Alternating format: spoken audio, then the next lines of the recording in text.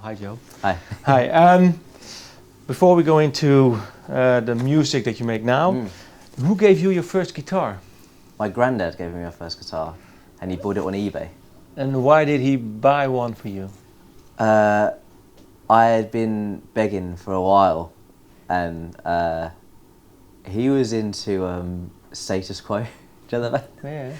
So I was like, right, I want to learn. Status Quo have 3 chords. I can learn 3 chords from my granddad, and that was his reasoning. He was like, right, I'll buy you your first guitar, and it was an Encore Strat and an amp called Custom, and I've never seen this amp before or since. Yeah. And why were you begging? I just got really into rock music, sort of like in the 2 or 3 years previous. My dad had shown me like Foo Fighters and White Stripes, and then I sort of backtracked myself and found Nirvana, and I really got immersed in.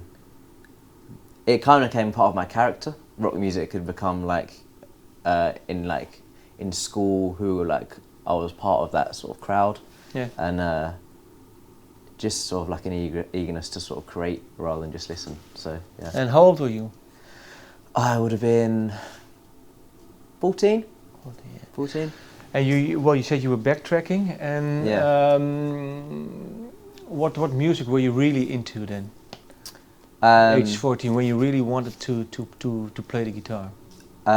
So again, yeah, Foo Fighters, Queens of Stone Age. I remember getting Songs for the Deaf. But was there one album or one artist that you really?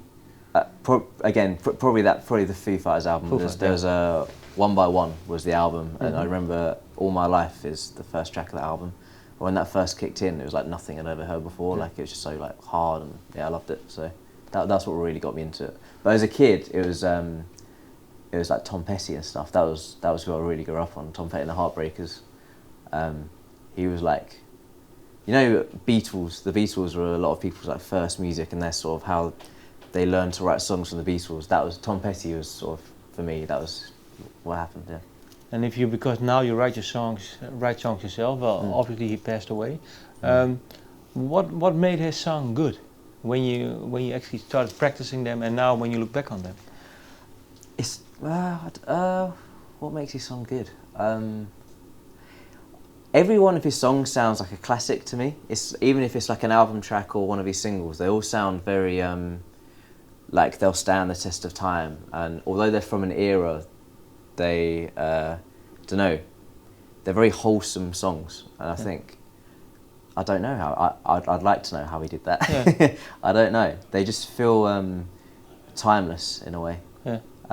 Everything about them just feels very like the lyric and the melody and the music always seem to really connect. And I think that's the beauty of the best songs are when those 3 elements really are moving in one direction. And I feel like Tom Petty was like the king of that. Do you have an example of a song maybe, or a line or an atmosphere that he created with a song?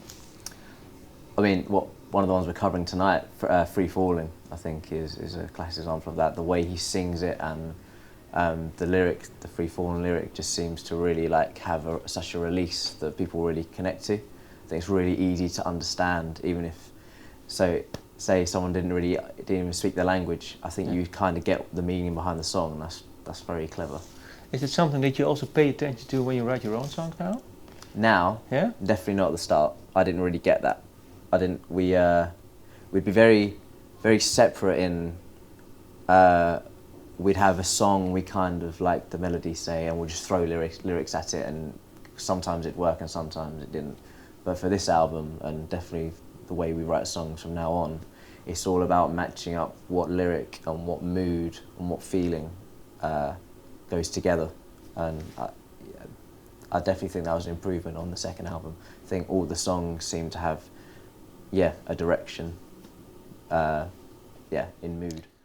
Is there a song that you say, well, this is for us the new way of working? I mean, the way of working for this album. Particles, probably. Mainly because it was really, really personal, and most of it is about how Conor struggled through the second album, writing the second album, and touring the first album as we were writing the second album. And when I was kind of seeing Conor from an outside perspective, and I was writing those lyrics from what I could see him going through and what he was out of the conversations that we had together. And then when I had those, I said to Dom, "Oh, this is really the mood that I need, and have you got anything like this?" And then that was where he had the intro of Particles, like the bass and the drum, those syncopated things moving together. And at that point, like when we married those up, it just really seemed to work. And yeah, that was kind of like a blueprint of what we really wanted to do for the rest of them.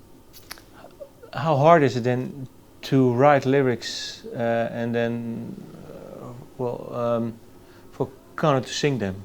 Is it hard because you have to grasp what he? Yeah, I mean, he's got to feel it. Yeah. I've known Conor for like 11 years now, maybe more. So it's more like a brother now. It's not really friend. It's not really bandmates. Like, he's definitely like a brother of mine.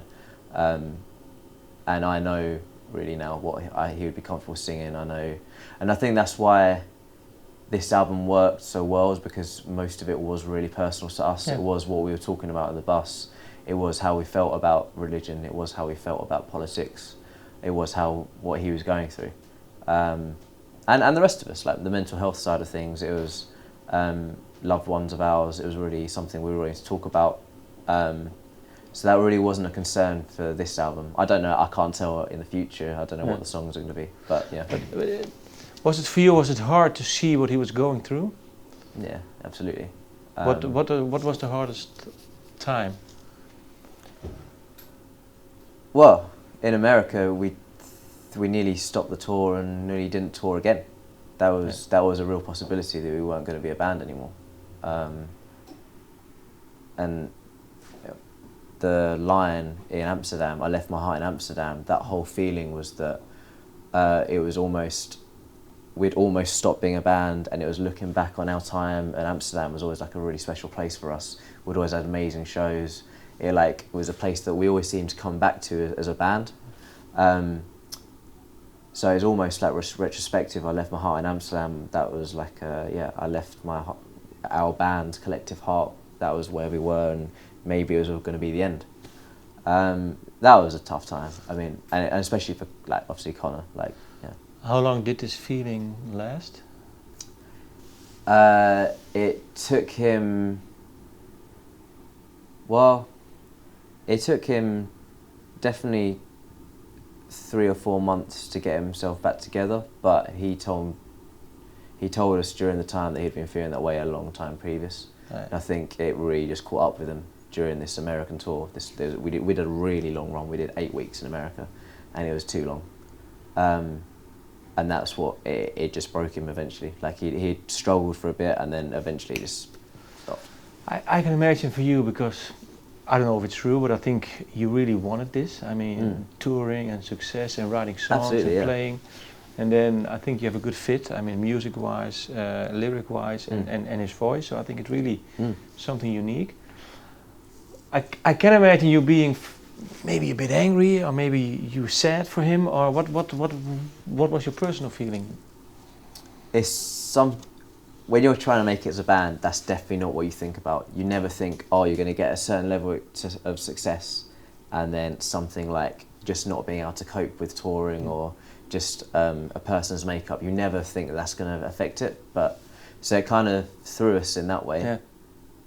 Yeah. If you're living with someone though on a bus, you don't, and you really see how it's affecting them, you don't get angry. It's just sad to see. There's we were actually talking about this the other day. There's a video of us playing Conan O'Brien in America, and you can see it in his face. Yeah. And like, it's very hard for us to watch that video back, because like it was a really tough time. And like, yeah, we actually watched it back and we're like, wow, like you can really tell. What was the first time you thought, well, now we are a band again, now we're actually going forward? We took him some time off and got him some help. Yeah. He went to see a doctor. He had some therapy, and it was all just building blocks again. Yeah. And then we just started touring again slowly, and it didn't really happen overnight, but he's definitely in like a completely different place now. So like at this point, I can safely say that we're a band again. It's great, and we're like happy. But it was a slow process of getting back to this point.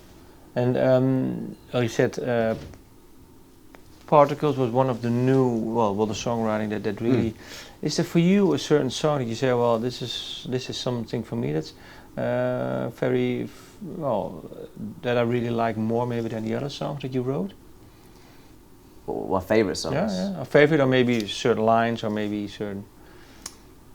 Well, as far as songs go, the opening song, I Was Just a Kid, has always been one of my favourites because it was kind of the song that we always wanted to write but hadn't really got there. It has this amazing energy to it. It's really up-tempo, which we actually kind of struggle to write as a band. Like, it takes a lot of attempts to write an up-tempo song for us. The slower songs tend to come easier for us. How come? Do you know? I have no idea. I wish I did. I don't know. I guess I really don't know. I think maybe Conor's voice lends itself to slower, more melodic, and that's an easier emotion to tap into for us, maybe. But yeah, I Was Just a Kid. I like that song because there's a really, it's definitely a journey, that song, from start to finish. Like, you really feel like you've gone somewhere and come back down, and that's hard to achieve. So yeah.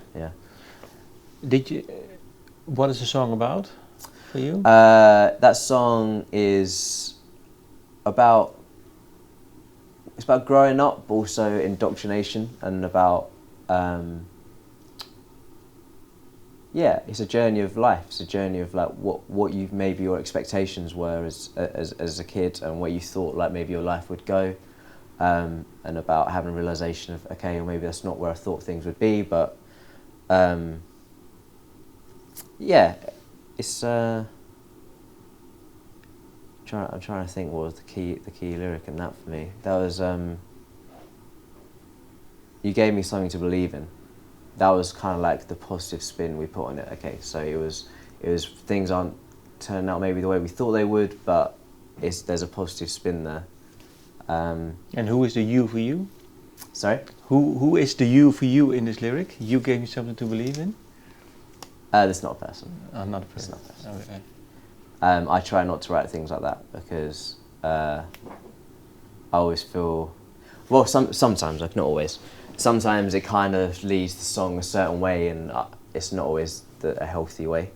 If you try and become too personal and you try and fit it in a really specific point of your life, the song can kind of run away from you, I find. You need to focus on the song and not the story.